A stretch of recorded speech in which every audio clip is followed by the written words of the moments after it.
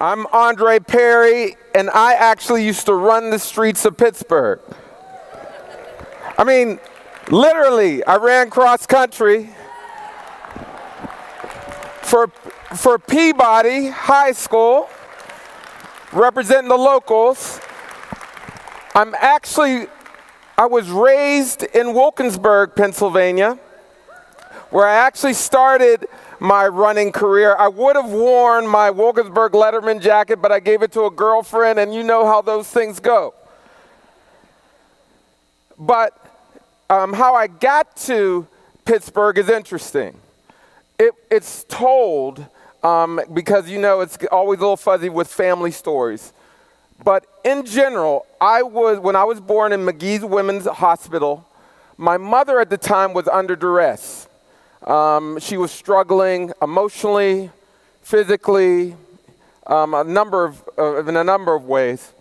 My father was not a great guy. He was an entrepreneur. He sold pharmaceuticals across different cities. He eventually was murdered in prison in Detroit. So the story goes, I was picked up by a woman in Wilkinsburg named Elsie Mae Boyd specifically. So she was 63 years old when I was born. She took me to her home, and my older brother, who is in the middle of that picture, 2 years later, my younger brother came along to live with us as well. My mother, who is still in Pittsburgh, had 4 children before she was 22.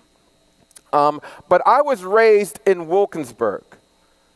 And I started running. We would go down the same route. I ran cross country for Wilkinsburg initially. And I would go down Penn Avenue every day. That was one of our main running routes. And if you're familiar with Pittsburgh, like most of you are, you know that when people spoke of downtown, a lot of times they were talking about Wilkinsburg. Because G.C. Murphy anchored the area. You had Isley's Ice Cream. Folks worked at Westinghouse. It was busy. Actually, when I was running through Wilkinsburg, you had to weave through people. It wasn't until you got closer to Pittsburgh where you smelled the aroma from Nabisco factory, right? You knew you were getting closer to Pittsburgh. And it actually was a little bit more desolate there. And it opened up. We would go into Garfield and run back. I eventually kept running. I've been running all my life. Went to Allegheny College in Meadville, Pennsylvania. Karis Jackson in the house. Other Gators. Went to Meadville, graduated, eventually found my way, went to University of Maryland, College Park, where I got my PhD. And it's there where I developed this love-hate relationship with applied research. Right? One of the first studies I really learned about was the Moynihan Report.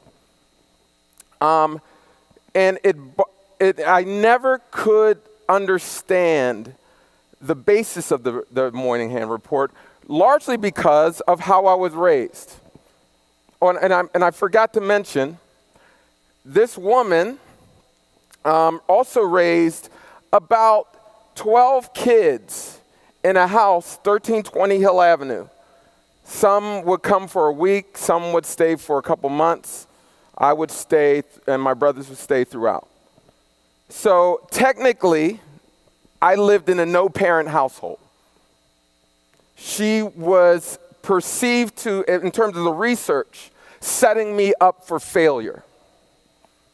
So I've always had this love-hate relationship with research. One of the first skills you learn is how to do a regression analysis. And you basically learn how independent variables predict for a dependent variable. Not to get in the weeds, but you have to have a referent group.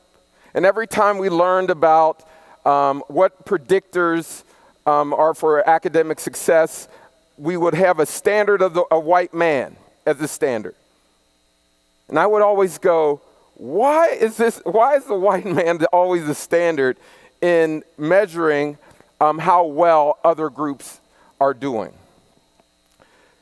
We all know that this term unconscious bias is something that is prevalent in the literature now. We know it now, that it's a prejudice or unsupported judgment in favor of or against a thing, individual, group, as compared to another in a way that is typically considered unfair.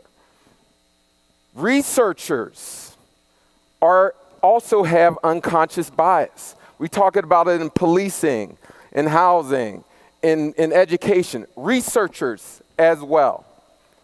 Let me be clear, we don't need another Moynihan Report. We don't need another remix of it.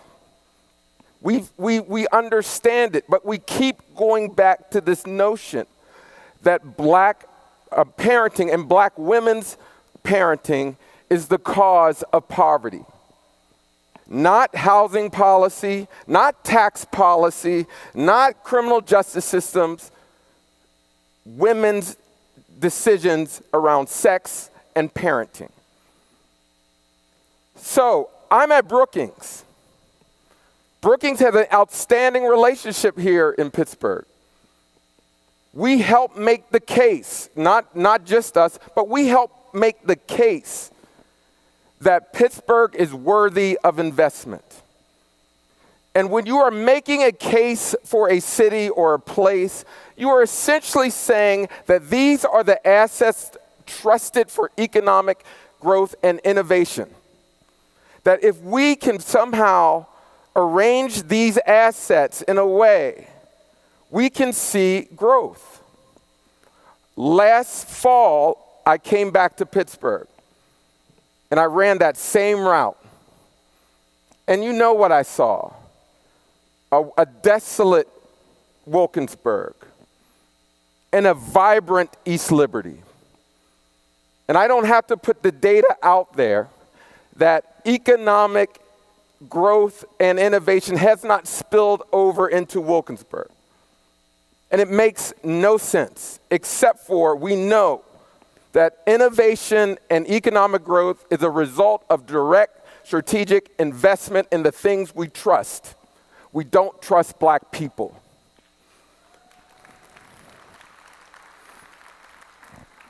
I run through Homewood, same thing. Beltsuver, same thing. There's always been innovation. I am a direct result of innovation.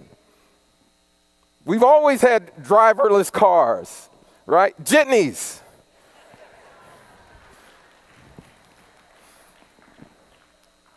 We've always had problems that were inspired by hard work, determination, and change.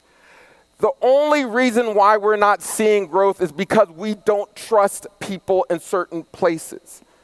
When you invest in place and not people, you get gentrification. I can't stand this phrase, being data-driven. It's ridiculous.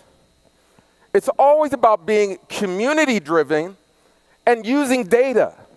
There are just too many nefarious ways to get to a data point. When I used to run 4 charter schools in New Orleans, and one of the questions they used to always ask me, what's the fastest way to close the black-white achievement gap?